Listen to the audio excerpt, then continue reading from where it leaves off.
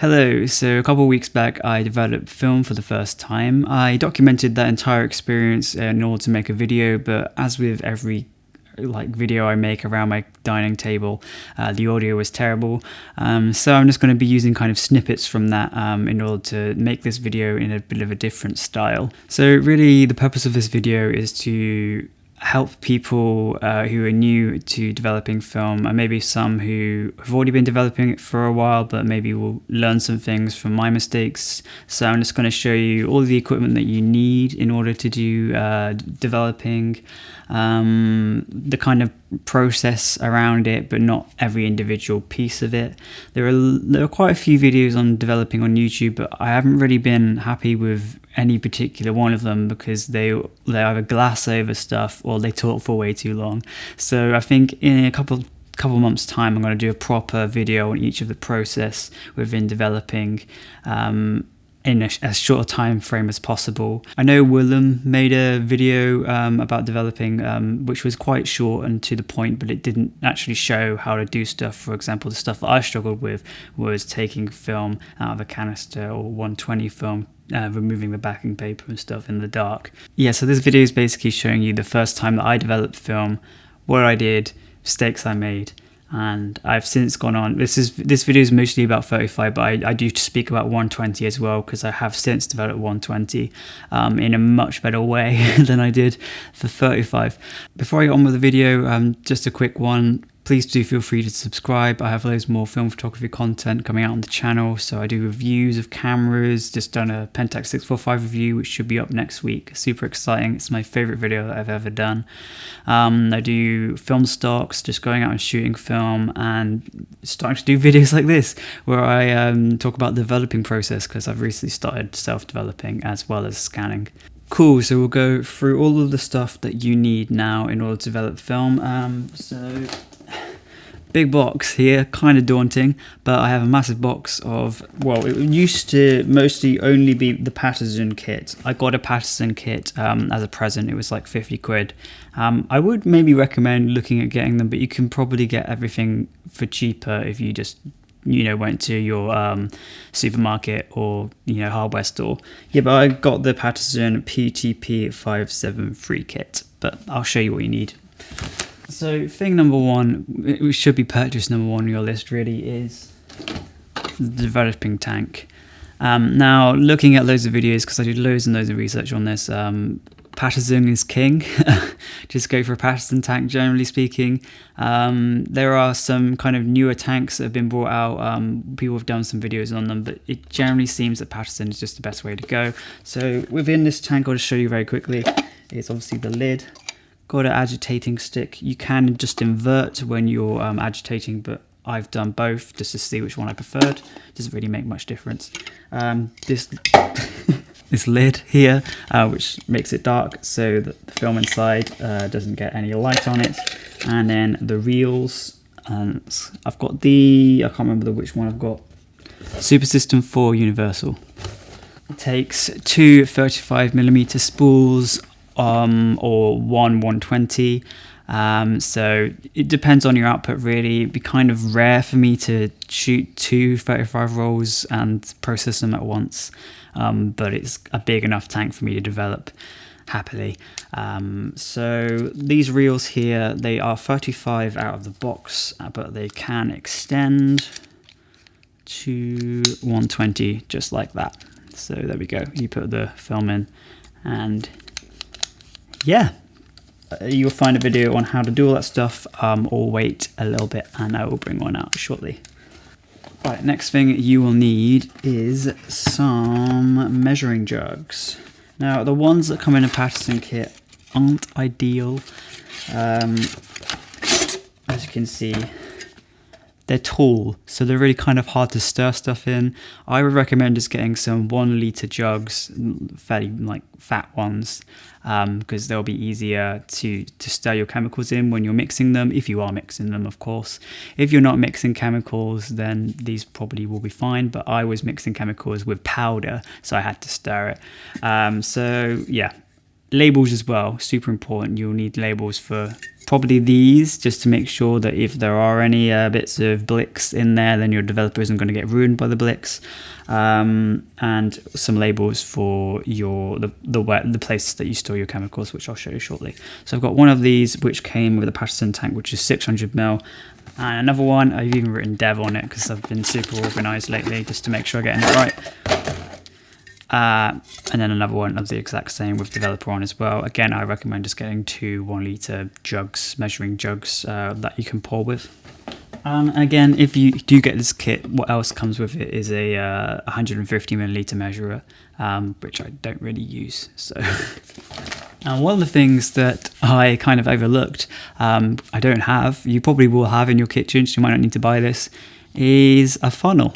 Obviously, for pouring chemicals and stuff, a funnel is going to be really beneficial because it means you're not going to waste that much chemicals if they spill out or stuff. It's all going to go in there. Funnel is really good to have. Again, with the Patterson kit, it comes with clips. This is so you can clip your film up to dry after it's finished developing and all of that jazz. Comes with these clips. They're pretty good, to be honest. You don't particularly need to get these specific ones. You can probably just go to like an art store or hardware store and just get some form of clips, as long as they can latch onto whatever you'll think you'll be hanging it on. I've got a kind of radiator dryer thing that goes over a radiator, but I've hung it in my shower, so kind of, yeah, there'll be a video of that right now probably. And then arguably one of the most important things that you need is a thermometer. Now, if you did get that kit that I just said there, I think it might be for black and white, but I'm using it for color.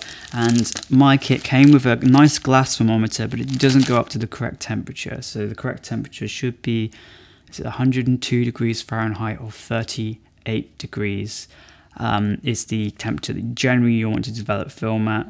It can be variable depending on what chemicals you use, but this didn't really go up very high, so I've had to buy another one.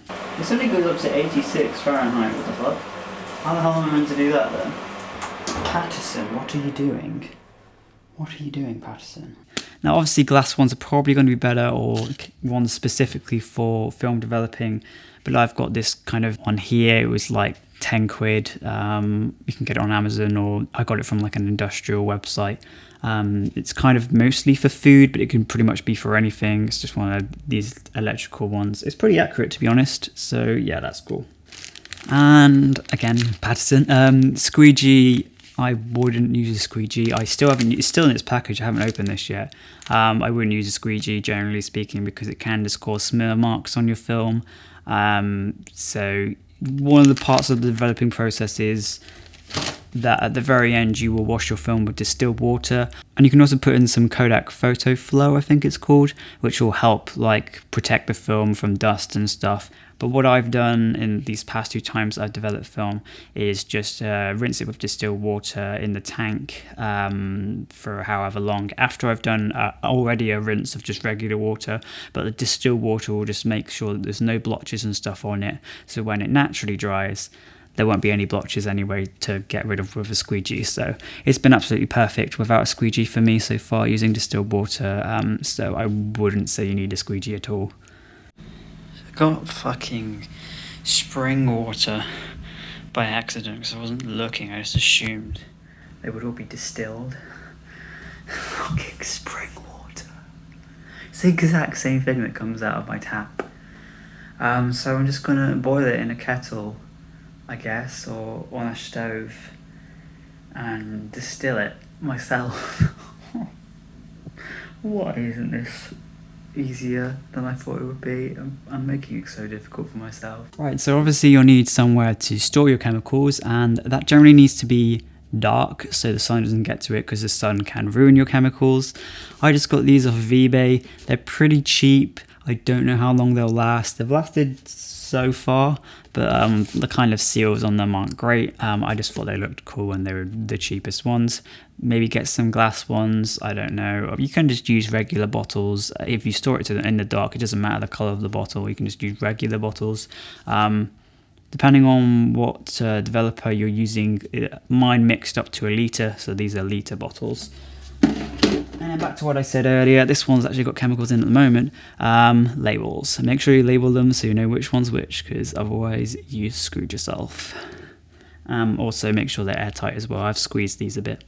And then I've got and I forgot this when I was originally recording this video as well, but I've forgotten it as well now. A dark bag. You need a dark bag or a dark room. Dark to the point that you literally cannot see, no bleed through, nothing. You're blind basically. Or a dark bag. I prefer a dark bag, to be honest. Doesn't make really that much difference. I just find it a bit weird to be sat in the dark. Not really seeing anything, even though I can't see what I'm doing. So yeah, it is a bit limiting really in a dark bag, so just figure out what you prefer.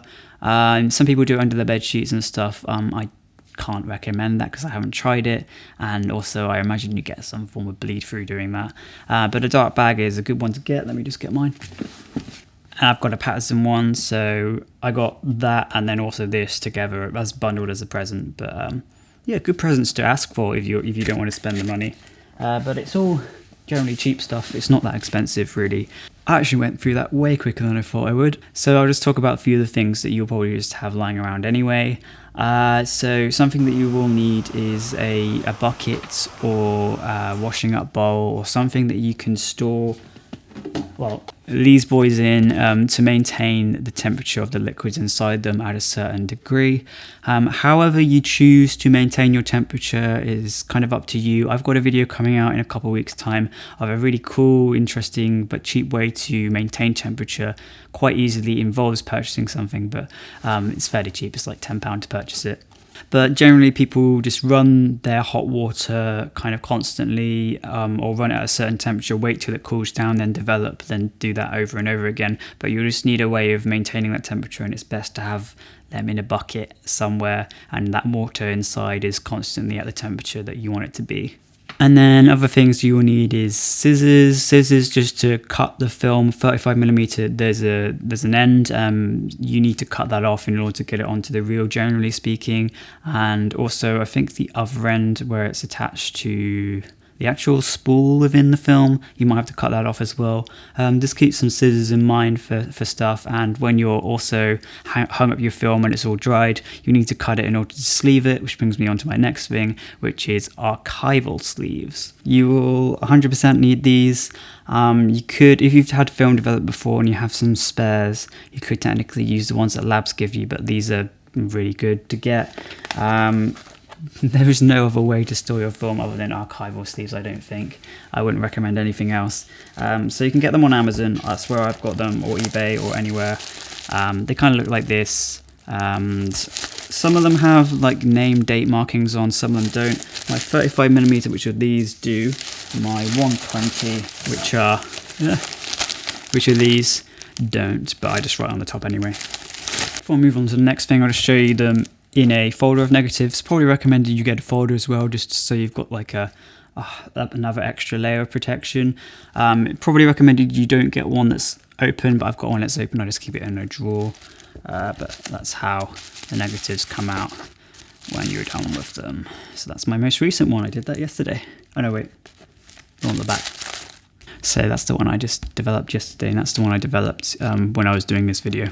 And another thing that you'll need is a way of getting your film out of the film canister for 35mm. So some people use a bottle opener with varying success. I'll go into my experiences using that, and there's also a specific tool that you can do to get 35mm out of the canister. For 120, you'll just need your hands really. You can use scissors, but you just need to rip the backing paper off of the film with your hands for 120, so you don't need any extra tools for that really. So now that leads me on to chemicals. So really just do a little bit of research and just see what looks good to you, what's cheapest. There's not going to be any difference really in the quality of chemicals, just the price generally. One thing that I noticed when looking for chemicals is that Cinestill do a 2-bath process. So that basically means that you only have to do 2 things. You have to use the developer, and you have to use the Blix, which is made up of two separate sachets when you originally mix it, but that's all you need to do. Whereas with other developing, usually you need like a fixer and other elements towards it. But it was kind of revolutionary really in the way that it's just two things that you need to do. I had the powder kit because the powder kit is cheaper to buy, and I guess a bit more environmentally friendly, I'm not sure. But you can also get it in already pre-made forms, so in jugs of liquids, but that's more expensive. Also, that probably will be more expensive for shipping as well, because it's a lot heftier. And then in terms of distilled water, you can just buy that from a shop. I would only use distilled water for the final wash. I've just used regular tap water to mix with the chemicals, and it's been fine. If you live in maybe a city and your waters have got like little bits in, it's a bit dirty, definitely don't just use straight distilled water. But the easiest way to heat water is obviously straight out of your tap, so just use water out of your tap for every other process other than the final rinse of the film.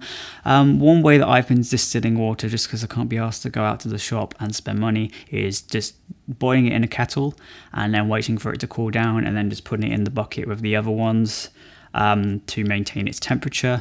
But yeah, that's kind of all of the things that you really need. So in terms of the actual process then, how did I find it? Well, I probably found the most difficult thing that I tried was in the changing bag, and it was actually getting the film out of the 35mm canister. Can't get it out of the fucking canister. There's a bastard. So yeah, I tried it with a bottle opener first. Wasn't seeming to work. Then I looked at a video and some guy told me to do it with my hands. I couldn't seem to rip it apart, and then I tried it with another bottle opener and it just really wasn't working until eventually it just kind of sort of half gave in. You may have different varying success at that, but I'm not really going to be developing that much 35 anymore because I'm mostly starting to shoot 120. But yeah, if you think you're going to find that difficult, definitely get a tool to do that. If you can get them cheap on eBay. Now, loading it onto the reel for 35mm wasn't that difficult, but it did pop off one time and I had to put it back on. Yeah, there's nothing I can really advise in terms of tips and stuff. It's just getting used to it. I did practice on like a developed roll, but it's kind of different, like in the dark, but it's kind of different with like a brand new roll. I did touch the film a bit with my hands, which is kind of a bummer, but it seemed to turn out okay. There weren't any scratch marks on it. Like everything else in terms of just like putting it in the tank and other things in the dark bag were absolutely fine. The main thing was just getting this open, and after that it was just very fiddly to get the 35mm onto the spool. In terms of 120 was a lot more difficult for me. I did watch a video on how to do it, but then when I was doing it, I spent a ridiculous amount of time getting the backing paper onto the spool instead of the actual film. And then eventually I realized, and I tore it a bit because I was like, oh, this feels kind of weird now. I've been feeling it for this long, but this doesn't feel like film. And I tore a bit of it off, came into light, and then I saw, oh, it's the backing paper. Where the hell's my film then? And luckily the film was still in the dark bag. I had like moved around and like tried to then move into a dark room and like done all those things and didn't even know that my film was just in the dark bag. And yeah, it was in there, and luckily all the images turned out pretty good actually. So yeah, I think I'll try and maybe make a video on that in the future, but obviously I'm gonna have to buy a very cheap roll of film to show people how to do that. And yeah. So then really for me, because it was the first time I had to mix my chemicals, it really would have been better if I used the pre-mixed ones, because it was a bit messy having to mix the chemicals in these tall things. It worked out okay. They mixed fine. I spilt quite a bit of it really by accident. And another thing, kitchen roll. Definitely need kitchen roll. You can't really have it going down your sink. You need to dispose of it correctly. So yeah, wipe out with kitchen roll in that instance. But yeah, it was a little bit messy, but as I said, if you get the 1 litre kind of jugs, then it's going to be a lot easier to mix and stir them. So then once I'd mixed the chemicals, I then moved on to the actual process of itself. In preparation for that, I recommend you write down what you need to do, just so you've got it to go for, and you know what you're looking at, and you know what to do and what your next step is and what your next step isn't. There is quite a revolutionary way of actually managing the whole development process, which I'm going to do a video on soon as well. It's just made it so much easier in terms of timings and knowing how long you have to do this and how long you have to agitate and how long left you have for the rest of the processes. It's just really great to keep track of it, and it's cool, so I'm going to do a video on that. But for the first time I developed, I just wrote down every time I need to agitate at to the minute, and every time I needed to do something to the minute as well, just to make sure that when I was looking and glancing down at the timer on my phone, I knew that at this second I needed to do that or something. So yes, all of that wasn't too bad, to be honest. It was a bit chaotic, and I kind of forgot to agitate or agitated a bit too much in some circumstances, but my film wasn't affected by that. What my film was affected by was temperature. For some ridiculous reason, I decided to develop it in my shower, I guess because it's mess free and it was my first time doing it. So I used my actual shower to fill up the bucket and keep it at a temperature. So I worked out roughly what temperature my shower would be at, 102 Fahrenheit or 38 degrees, and then just kept it running and then switched it off and then ran it again to make sure that the bucket was at the right temperature. But this just really wasn't an ideal solution. I couldn't manage it very well, and I think that the different times my chemicals were just at vastly different temperatures. Even if it's a few degrees, like, it's going to show in terms of color shifts. So on a few of my images there were some quite significant color shifts that I have sort of managed to fix. But that's just something to think about, is how you're going to regulate your temperature, and it's something that you'll learn. You'll probably get it wrong maybe a few times. I've managed to, on my second time, get it pretty spot on, but I've used a kind of a special way of keeping the temperature at the exact same. But I've been developing for that last roll on a different temperature. So I've been developing at 32 degrees because Cinestill say you can, and my method of keeping it at the same temperature only goes up to 32 degrees. So yeah, I've had good results. Again, there'll be a video all about it as well. Another thing that was kind of threw me off, like, my photos developed fine on the 35 roll. Like, I looked at them and they all seemed to come out absolutely fine when I hung them up. But in the middle of the roll, it was just completely blank for some reason. I kind of posted to Reddit, asked about it, but then I had a further look at my negatives, and the image just before it started going blank was the last image I shot on that day's shoot, and then the next image is the first image I shot on a night shoot, and those were the only images that I had shot. So I'm unsure why there's this massive blank space here. Don't know if my camera was whining by itself. I didn't shoot with the lens cap on because it's the 0-1, but then it's kind of difficult to realize how is that whining itself. But it must have, because I didn't shoot any extra images, but that's just something that I came across. But it all happened fine. It was pretty frantic. I didn't get everything right, but they still developed. But yeah, there's a few bits of temperature shifts which didn't kill the images that much, but they did, like, they weren't, I wouldn't like put them on my portfolio or anything because of the colors. But yeah, right now I'm making it seem a lot easier than it actually was. It was actually quite difficult, and to be honest, it was really stressful for both 35 and 120 for the first time. No matter, I looked at, in essence of like 25 odd videos and websites and stuff on how to do this stuff, but nothing really could prepare me for just getting on and doing it. And now I've done them both for the first time. I know absolutely where I went wrong, what I need to do. So the ultimate advice I can give you is do it on a roll that you don't really care about, or just practice with any sort of roll of film that's cheap and you don't really care about. Because for me, for my 35mm roll, I did do it with images that I kind of cared about, and then half the rest I didn't really care about, because some of them were from my hometown. But the risk was on me, and I couldn't be asked to do it with a proper roll of just random stuff I've shot, because 35 images is just way too much for me to shoot anymore. But But yeah, if you really don't want to ruin images, either keep that role and wait until you're good at developing, or send that role off to a lab and practice with some stuff you don't care that much about. In terms of the 120 stuff, development is pretty damn good on them, and that's because I managed to get my temperature sorted, because everything else when I did it the first time was okay.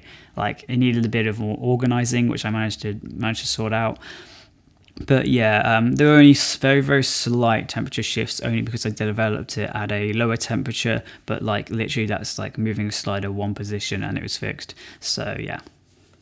A couple of safety things, just stuff that you may not be aware about before you go developing film, or you may have already been developing film, but just to keep you safe, is just make sure that your room you're in is well ventilated when you're doing the chemicals, because chemicals can be cancerous and quite dangerous to you. And if you get it on your hands, make sure you like wash it off instantly or use gloves. Loads of people don't really care that much about this sort of stuff, but that's just kind of my disclaimer to anyone, to make sure that if you're getting into developing, you're not hurting yourself. And yeah, really something that just popped into my head just then was getting the reel of 120 film. Once I found it, obviously, and realised it was not this massive piece of backing paper, which is like 3 times the size of the actual film. The film's actually quite small in general. It's about that long. Once I've done all that, it was actually quite difficult to get the 120 onto the reel itself. A tip that I have watched a video on from a guy, I can't remember his name, maybe it'll pop up on the screen or something, is getting something that's kind of wallet sized and not paper, but like kind of like bendy card, and then putting it on the spool for a little bit, just to act as a base so you can slide your film down. I did try that, but I think the piece of whatever I used just was a bit too flimsy and it didn't really help me. But that's something to look into, because I found it quite difficult to get the 120 film onto the actual spool in the dark. Like, it's fine in the light, it's so easy in the light, but when you're doing it in the dark, like, it's so difficult, honestly. Yeah, so in general, it's a huge emotional commitment, really, because it is emotionally damaging having to do this for like at least the first couple of times. Really super draining, and you kind of feel a little bit like shit doing it. It wasn't very fun to do for me, but really you've got to weigh up whether you prefer just sending it to a lab and costs. So in terms of me, the reason I wanted to start doing it is because lab costs is kind of ridiculous, especially for the stuff I do where I go out and shoot a roll a week for a video, so a video can come out each week. It's just not very cost effective. And also the lab I used, the last time I used them for 120, had like blue streaks down my film, which is I think from the roller process that they use on film. So I wasn't really happy with the results, and the price was just way too much. So I paid £30 for my chemicals, and I already had this stuff kind of lying around. So if I'm just accounting for chemicals, once I get to a certain amount of rolls, it's literally £1 to develop a roll, whereas I was paying £7 to develop a roll, which includes sending the film out, shipping, and all sorts of things. And then you may obviously want to do it for creative input. So maybe you like to push and pull your film and you want to do that yourself. I cannot see why people would do that. And to be honest, now I have the ability to do that. I can definitely be a bit more creative. And maybe other people will want to do it because it's rewarding. After the fact, it is rewarding. Yes, when you look at your images and they're good, they're well developed, especially if you scan them yourself as well. So all of the stuff I've shot recently, especially the stuff that I just developed yesterday for 120, I shot, developed and scanned pretty much all in the one day, and it's just super rewarding to see the fact that, you know, I've done that. I've managed to go out, I've shot an image on the camera. After loading it with the film, I've taken the film out, I've put it in a dark bag, I've then developed it and then hung it up and then snipped it, archived it, and then scanned it and then edited it further in Lightroom. It's kind of super rewarding, but it is such a long process. So anyone that kind of works regularly Maybe not the best thing unless you want to take up your weekend doing it, but I'm just a student at the moment, so it's kind of fine to do. I'm going to keep doing it for the foreseeable future just because it's kind of cost effective, but long term when I get more busy, I don't know if I will, but yeah. Cool, so I'm gonna go now. I think that's all I have to say. I made this video a bit shorter now. It was super long, basically showed the entire process, kind of boring. I had to cut it together and make it shorter, but even then with the audio and the quality and stuff, it just wasn't really worth posting, so I've done it in this kind of format.